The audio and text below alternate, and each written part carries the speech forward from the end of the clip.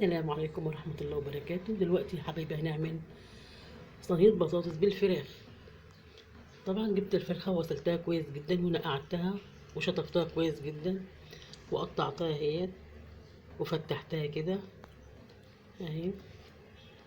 والبطاطس برضو مغسولة ومنقوعة برضو بمية وملح.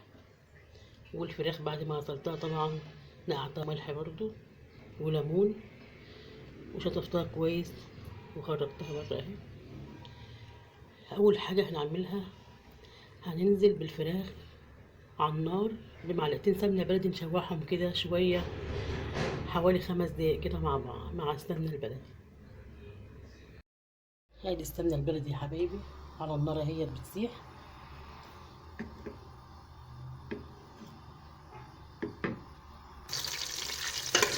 بس اهي يا حبايبي هنزل بقى بالفراخ اشوحها فيها شوية.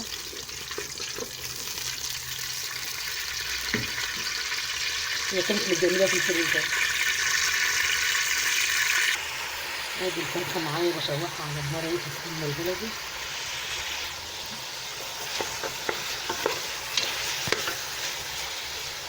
هسيبها تاخد كده 5 دقايق ولا حاجة مع بعض. نزلت بالبطاطس في الطاجن اهي يا حبايبي، ومعايا هنا فلفل احمر حلقات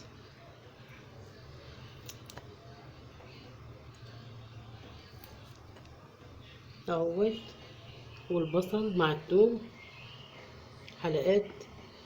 ومعايا هنا التوابل كمون وفلفل اسمر وكزبره ومكعبين مرقه دجاج وشطه وسكر وملح.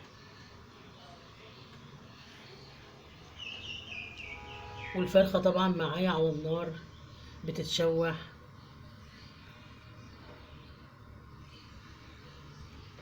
ونشوف يا حبايبي يلا هنعمل ايه مع بعض.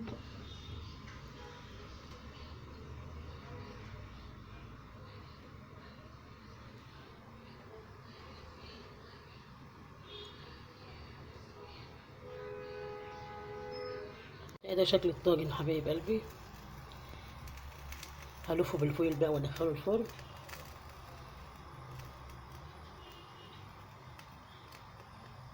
ياخد معايا حوالي نص ساعه.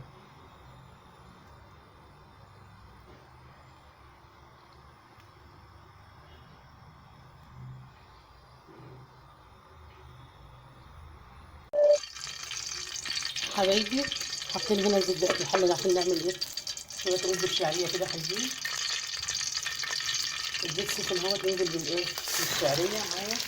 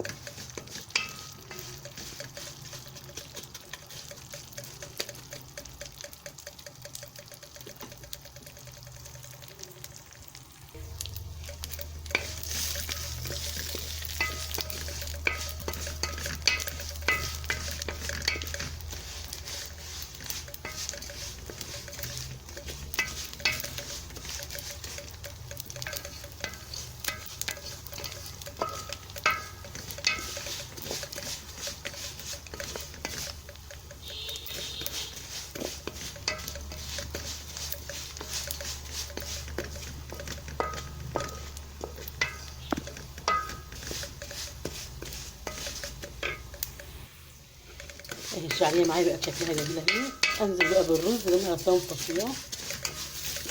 ننزل بالرز بقى نقلبه شويه، نقلبه فيها شويه وبعدين نزود الميه السخنه.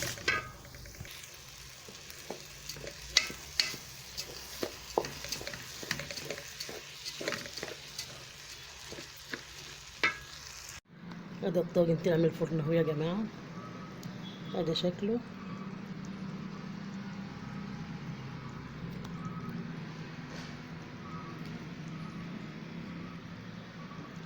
ايه رايكم يا حبايبي؟ يا رب يعجبكم يا رب. جربوه ان شاء الله يعجبكم.